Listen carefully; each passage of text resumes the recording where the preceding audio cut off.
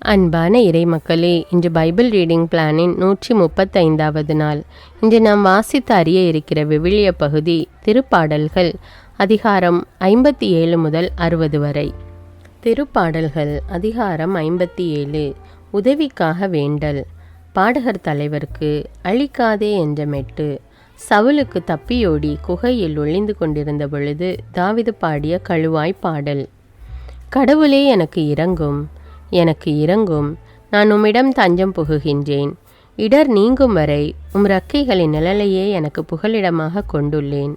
உன்னதரான கடவுளை நோக்கி எனக்காக யாவையும் செய்து முடிக்கும் இறைவனை நோக்கியே நான் மன்றாடுகின்றேன். வானகத்தினின்று அவர் எனக்கு உதவி அனுப்பி என்னை காத்தருள்வார்.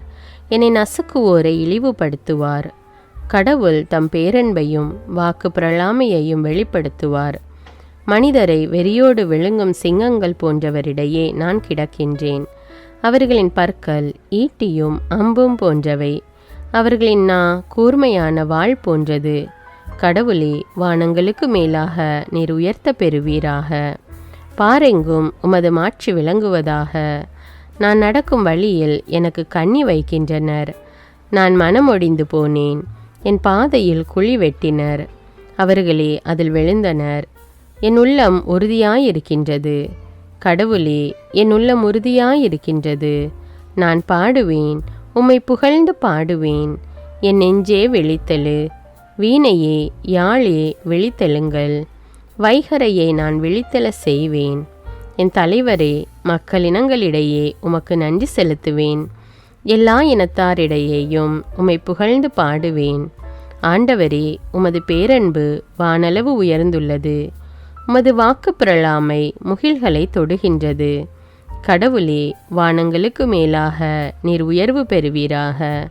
பாரெங்கும் உமது மாட்சி விளங்குவதாக. திருப்பாடல்கள் அதிகாரம் 58. பொல்லாரின் தண்டிப்புக்காக வேண்டல். பாடகர் தலைவருக்கு அழிக்காதே என்ற மெட்டு. தாவீதின் கழுவாய் பாடல்.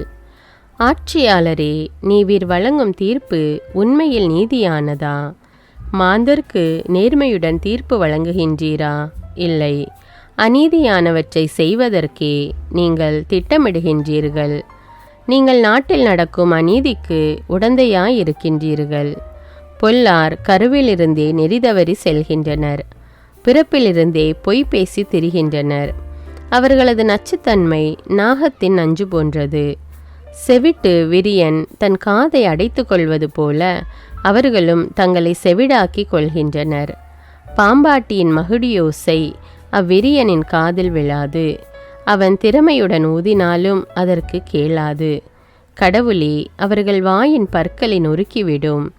ஆண்டவரே, அந்த இளஞ்சிங்கங்களின் கடைவாய் பற்களை உடைத்துவிடும். காட்டாற்று நீர் போல அவர்கள் மறைந்தொழியட்டும்.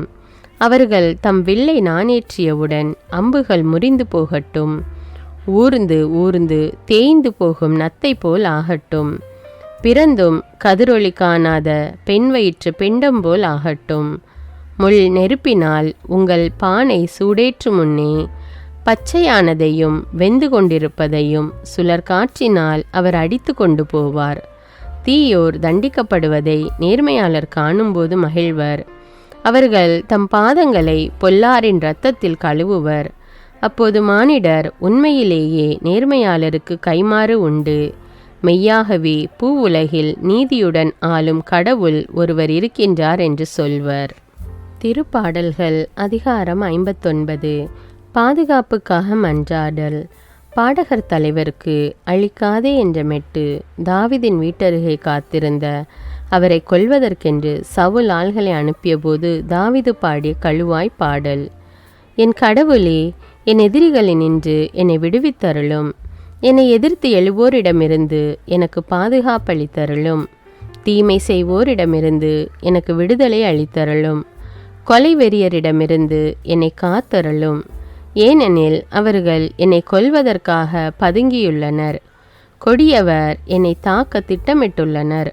நானோ, ஆண்டவரே, குற்றமேதும் இழைக்கவில்லை, பாவமேதும் செய்யவில்லை. என்னிடம் குற்றமில்லாதிருந்தும் அவர்கள் ஓடி வந்து என்னை தாக்க முனைகின்றனர். என்னை எதிர்கொள்ளுமாறு எழுந்தருளும். என்னை கண்ணோக்கும். படைகளின் கடவுளாகிய ஆண்டவரே, நீர் இஸ்ரவேலின் கடவுள். பிற இனத்தார் அனைவரையும் தண்டிக்க எழுந்து வாரும். தீங்கிழைக்கும் அந்த துரோகிகளுள் எவருக்கும் இரக்கம் காட்டாதேயும். அவர்கள் மாலை வரை காத்திருந்து அதன் பின் நாய்களைப் போல குரைத்து கொண்டு நகரினுள் சுற்றி திரிகின்றனர். அவர்கள் வாய் பேசுவதை கவனியும். அவர்களின் நாவின் சொற்கள் வாள் போன்றவை. நாங்கள் பேசுவதை கேட்கிறவர் யார் என்கின்றார்கள்.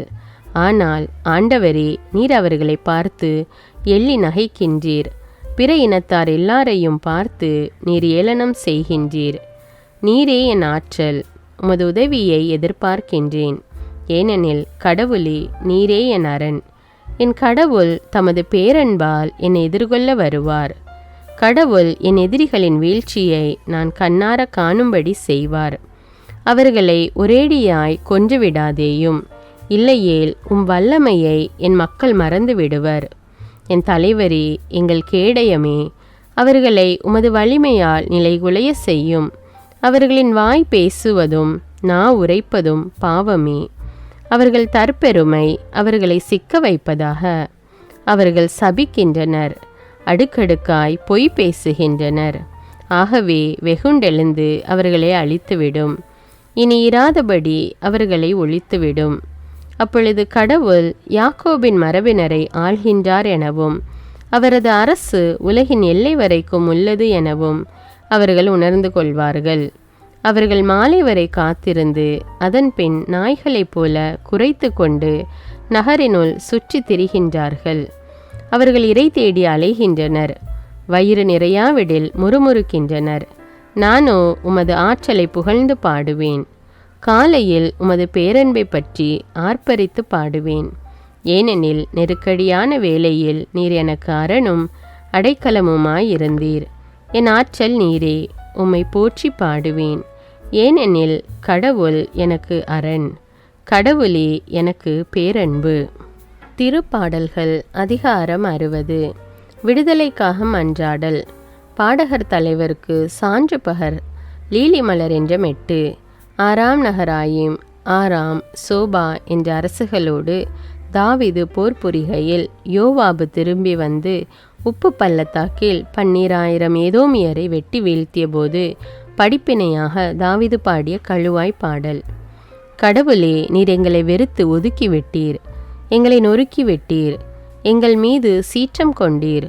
இப்பொழுதோ எங்களை நோக்கி திரும்பி அருளும். நிலத்தை நீர் அதிர செய்தீர். அதில் பிளவு உண்டாக செய்தீர். அதன் வெடிப்புகளை சீர்படுத்தும். அது ஆட்டம் கண்டுள்ளது. மக்களை கடும் துன்பத்தை காண செய்தீர். மதியை மயக்கும் மதுவை எங்களுக்கு குடிக்க கொடுத்தீர். உமக்கு அஞ்சி நடப்போர் எதிரிகளின் அம்பினின்று தப்பித்து கொள்ளுமாறு அவர்களுக்கென கொடி ஒன்றை ஏற்றி வைத்தீர். அன்பர்கள் விடுதலை பெறுமாறு உமது வலக்கரத்தால் எங்களுக்கு துணை செய்யும்.